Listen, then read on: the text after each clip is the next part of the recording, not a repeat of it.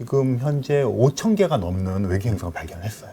지구인과 닮은 이제 외계인을 찾아보자. 어쨌든 우리랑 막 교신을 할 수 있는 지적 생명체까지 있을 것이냐? 99.9% 있다고 생각합니다. 네. 안녕하세요. 박종원의 경제한방입니다. 이 새해를 시작하는 시점에서 좀 더 세상을 넓게 보기 위해서 우리가 지구에 갇혀있는 시야를 넓혀서 우주로 한번 넓혀봤습니다. 외계 지적 생명체를 찾는 세티코리아 한국 대표인 천문학자 이명현 박사님 모셨습니다. 안녕하세요. 네, 안녕하세요. 반갑습니다. 네, 반갑습니다. 이 외계 생명체를 찾고 계신 박사님이시잖아요. 네. 궁금합니다.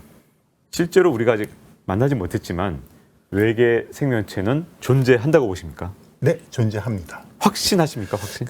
이제 과학자들은 확신한다는 말을 잘 안 쓰거든요. 그래서 뭐 99% 99.9% 있다고 생각합니다. 네. 굉장히 높네요. 99.9%. 네. 외계 생명체가 있을 것이다라는 저도 글 참 많이 봤는데 이렇게 과학자들의 공감대가 도대체 어디까지 좀 가 있는지가 참 궁금한데요. 그러니까 외계 이제 생명체를 비롯해 어쨌든 생명이라는 현상에 대해서 과학자들은 이제 인간만 뭐 고유하다든가 이러기보다는 그 어떤 물리적이고 화학적인 현상의 이제 연장성산에서 생명체를 보거든요.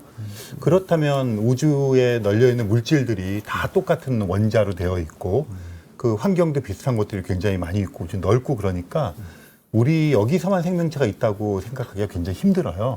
그렇기 때문에 그런 이제 보편성을 가지고 생각해 보면 어느 곳에든 생명이라고 하는 현상이 존재할 수 있다. 이렇게 생각하니까 이제 그런 보편적인 원리를 바탕으로 생각해 보면 우주의 생명체가 없으면 좀 이상할 것 같다. 이렇게 생각을 하는 거죠. 거기까지는 그런데 이제 여기서 궁금한 건 어쨌든 우리랑 막 교신을 할 수 있는 지적 생명체까지 있을 것이냐. 네, 여기까지도 맞습니다. 확신하신지가 궁금한데요. 그 외계 생명체 뭐 박테리아라든가 미생물까지는 아마 거의 99.99% 과학자들이 동의를 할 거예요. 네. 그 보편성이라는 관점에서. 그런데 그런 것들이 진화를 해서 문명을 건설하고 우리 같은 지적 생명체가 존재할 것인가에 대해서는 조금 의견 차이가 있긴 해요.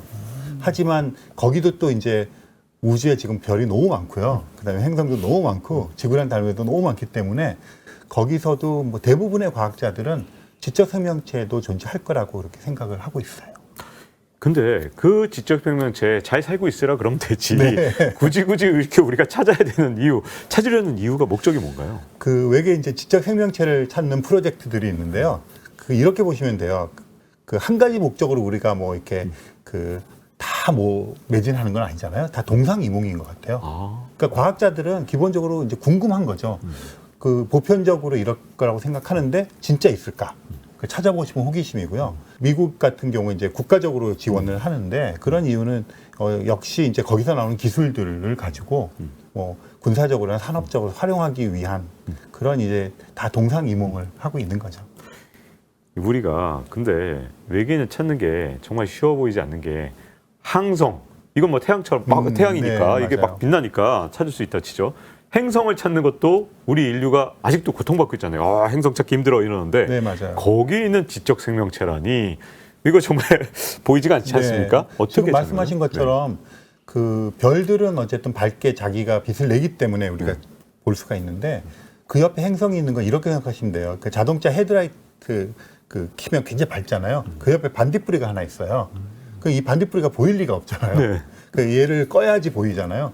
그래서 이제 행성을 찾기 힘든데 그럼에도 불구하고 2009년 무렵에 그 케플러 우주 망원경이라고 하는 게 올라갔어요. 그게 외계 행성을 찾는 전용 망원경인데 그 노력의 여파로 지금 현재 5천 개가 넘는 외계 행성을 발견했어요. 그러니까 생각보다는 지금 많이 발견을 하고 있고요. 그 중에서 뭐 지구가 닮은 행성도 굉장히 많이 발견을 하고 있어요. 지구하고 닮았다는 이유로 우리처럼 이렇게 정말 우리 인류가 살 수 있는 이런 행성인 건 아니죠? 넘어야 될 산이 많죠. 네. 그러니까 일단 우리가 전 우주에서 알고 있는 유일한 생명체, 특히 유일한 지적 생명체는 지구인밖에 없잖아요. 그러다 보니까 차선책으로 지구인과 닮은 이제 외계인을 찾아보자. 이렇게 하니까 첫 번째 이제 스텝이 어쨌든 지구와 자연적인 환경 조건이 비슷한 곳을 찾으면 그나마 지구인과 비슷한 생명체가 존재할 가능성이 높지 않을까. 그래서 이제 그런 걸 찾아보고 있는 거죠. 근데 이런 얘기도 좀 들었었는데 탄소 기반이냐 뭐 아예 다른 기반, 뭐 아, 주소 네, 같은 걸로 맞습니다. 기반을 했다면 우리가 찾아내기 너무 힘든 거 아니냐? 뭐 네, 이런 맞습니다. 얘기도 있는데 그럴 가능성도 있나요? 아예 그럼요. 기반 자체가 다를 그 가능성. 우주가 가지고 있는 것은 시간과 공간밖에 없어요. 공간이 넓고요. 시간이 지금 138억 년을 흘러왔기 때문에 우리가 생각할 수 있는 모든 가능한 것들이 일어날 거라고 생각을 해요. 그러니까 지금 말씀하신 대로 상상할 수 없고 탄소 기반이 아닌 뭐 실리콘 기반이나 이런 전혀 다른 형태의 생명체가 있을 수가 있어요. 와, 그거 진짜 너무 특이하겠는데요. 네, 우리 입장에서는. 우리 입장에서는. 네. 그런데 우리 입장에서는. 문제는 상상도 하기 힘들잖아요. 네. 그러다 보니까 일단은 탄소를 기반으로 한 지구 생명체와 닮은 생명체를 먼저 찾아보자. 그게 지금의 이제 우리들 전략인 거죠. 아, 일단 전략은 정말 아예 다른 형태의 생명체까지 찾는 걸 일차적 목표로 하는 건 아니군요. 그렇죠. 그러면. 1차적으로는 지구 생명체와 닮은 생명체를 찾아보고 네. 그 다음에 가야 돼요. 왜냐하면 어쨌든 지구 생명체는 실체가 있잖아요. 네. 하지만 상상할 수 있는 것들은 그냥 상상의 영역이니까 어떻게 찾아야 될지 사실은 좀 막막하잖아요. 그 생명체를 찾는 방법 중에 하나가 인공 전파를 찾는다라는 네, 얘기가 네, 있던데 맞습니다. 이게 어떻게 찾는 거죠? 그 이제 외계인, 외계 지적 생명체를 찾고 싶은데 제일 좋은 방법은 가보는 거예요. 그죠? 너무 멀어서. 너무 멀죠. 네, 맞습니다. 바로 그 포인트인데요. 네. 달까지는 가서 봤고 네. 화성은 아직 사람이 못 갔지만 그래도 가볼 수가 있을 텐데 우리 태양계 내에는 지금 지적 생명체는 없는 것 같아요. 네. 뭐 박테리아 같은 거 기대를 하고 있는데 그렇다면 태양계 바깥에 있는 다른 태양계에서 찾아야 될 거예요. 그 옆에 있는 어떤 행성에서. 근데 제일 가까운 행성계까지도 뭐 1초에 한 20km를 날아가는 로켓으로 가도 한 5만 년, 5만 년. 8만 년 이렇게 네. 걸리니까 네. 사실상 우리 문명의 지금 초기 단계에서 가보는 거는 힘들잖아요. 네. 그러다 보니까 이제 지구에서 앉아서 할 수 있는 일이 없을까 생각을 해봤더니 이런 거죠. 이것도 이제 방송이 나가고 있지만 뭐 지구에서 더 전파를 통한 라디오, 텔레비전 이런 송신을 하기 시작하니까 얼마 안 돼요. 네. 한 100몇 년, 100년. 그러니까 만약에 200년 전에 외계인 천문학자들이 지구를 관측을 전파 망원경 안테나 가고 했으면 이런 인공적인 전파 신호가 없을 거 아니에요. 근데 지금 보면 있다는 거죠. 네. 거꾸로 우리도 어떤 행성을 관측하는데 자연적인 전파 신호 말고 인공적인 전파 신호가 나오면 아, 거기에는 얘네들은 방송국도 짓고 핸드폰도 만드는구나. 이렇게 이제 추론을 해서 외계 지적 생명체의 존재를 간접적으로 알아보자. 그 방법을 써보는 거죠. 저희 KBS가 이렇게 송출하는 전파가 외계에서 저 멀리 몇십 광년, 몇백 광년 떨어진 곳에서도 포착이 된단 말인가요? 네, 그럼? 그렇죠. 그러니까 네. 물론 이제 송출하는 게 얼마나 세냐에 따라서 거리 제곱을 약해지잖아요. 네. 하지만 이거는 발생됐기 때문에 계속 뻗어나가다가 지구 대기에서 좀 흡수되고 계속 뻗어나가고 있어요. 그러면 뭐 KBS가 뭐 50년이 되었다. 네. 그럼 50광년을 가고 있는 거니까 50광년 떨어진 별에서는 볼 수가 있는데 그 대신에 그들이 굉장히 큰 망원경을 갖고 있어야죠. 이거를 볼 수 있을 정도로. 와, 이 세계로 송출되는 정도가 아니라 외계까지 송출되고 그렇죠. 있는 그런 상황에 맞습니다. 있는 거군요. 자, 그러면 여기서 궁금해지는 건 아예 작정하고 외계로 신호를 쏘는 경우, 이 경우도 있다면서요? 아, 맞아요. 그러니까 우리가 지금 가정하는 게 외계 지적 생명체들이 의도했건 의도하지 않았건 뭐 이런 KBS 같은 거 의도하지 않았지만 뻗어나가는 거잖아요. 들키고 싶지 않은데. 그런데 이제 과학자들은 의도적으로 메시지를 만들어서 보내기도 해요. 그러니까 이런 생각을 하는 거죠. 그런 식으로 굉장히 많은 문명들이 의도했던 의도하지 않았던 인공적인 전파 신호를 만들어냈을 테니까 우리도 의도하지 않게 나가는 거는 나가되 의도적으로 만들어서 보내면 우리를 알릴 수 있는 기회가 될 수 있겠다. 그래서 사실은 뭐 코스믹 콜이라고 하는 프로젝트 같은 것도 있었고요. 의도적으로 메시지 만들어서 보내고 있습니다. 근데 우리가 의도적으로 보내는 건 다른 사람도 아니고 천재 물리학자였던 이 스티브 호킹. 네네. 뭐라 그러셨냐, 이분이 우리가 이렇게 외계로 전파를 일부러 쏘는 건 정말 어리석은 일이 될 수 있다. 네. 왜냐하면 우리한테까지 오려면 그쪽이 문명이 훨씬 더 발달해 있는데 그렇죠. 그쪽이 적대적이 아니라는 보장이 어딨냐. 네, 맞아요. 그런 측면에서는 우리가 이렇게 자꾸 신호를 발사하는 게 위험한 측면이 혹시 있지 않을까요? 네. 진짜로 있다면. 네, 측면에서. 그런 이제 우려를 하시는 분들이 있고요. 저희 이제 외계 지적 생명체 탐색하는 그 회의에서 그 발표하는 분들이 계신데 뭐 그 전체 중에 아주 1%도 안 되고요. 그 호킹 박사님 말씀은 잠깐 드려야 될 것 같은 게 네네. 호킹 박사님은 외계 지적 생명체 탐색하는데 초기부터 관여하신 네. 굉장히 적극적인 지지자세요. 근데 호킹 박사님이 걱정하는 건 이런 거예요. 그 호킹 박사님이 보기에 이 인류가 호모사피엔스가 오래 지속 못 될 것 같아요. 네. 그냥 뭐 몇백 년이 될지 몇 천이 될지. 어이구. 그러니까 호모사피엔스가 살아남는 방법은 선제적으로 기계 인간이 되는 거예요. 미리. 뭔가 좀 매정한데요, 방식이 네, 좀. 그러니까 뭔가. 가만히 네. 있으면 멸종하는 거고 네. 그나마 호모사피엔스의 정체성을 살리려면 우리가 사이보그 인간이 먼저 되는 거예요. 그렇게 하자면 시간이 좀 걸릴 거 아니에요? 뭐 네. 100년, 200년? 그러니까 그 사이에 어줍지 않게 외계인에게 신호 보내갖고 멸종당하면 안 되니까 그때까지만 참자. 요런 논리세요. 아이고. 그래서 이제 그 호킹 박사님이 그걸 네. 반대하는 것이 아니라 지금 말씀드린 그런 맥락에서 지금 조금 자제하자. 요런 말씀을 하시는 거예요. 뭐 로봇이 된다고 해도 외계인이 쳐들어오면 잘못하면 멸망하시는 건 마찬가지 아닌가요? 그러니까 이제 호킹 박사님은 그 우리가 사이보그가 되어서 지구에 사는 것뿐 아니라 우주 여행을 하는 것까지 이렇게 염두에 두고 하시는 말씀입니다. 우주로 뻗어나갔으면 지구를 공격해도 우리는 또 이미 다른 데로 다 퍼져나가 있다. 네, 하여튼 굉장히 역시 생각이 완전히 우리 일단 저처럼 평범한 사람한테는 네, 호킹 정말 박사님은 놀라운 굉장히 생각이에요. 원대한 꿈을 꾸셨던 그런 네. 분이시죠. 근데 이제 관측을 하는 데 있어서 망원경 네. 과연 뭐 전파 망원경도 있고 뭐 요즘에 온갖 망원경들이 자꾸 얘기가 나오니까 망원경이 아무래도 좋을수록 도움이 그럼요. 되겠죠? 네. 망원경은 무조건 큰 게 좋습니다.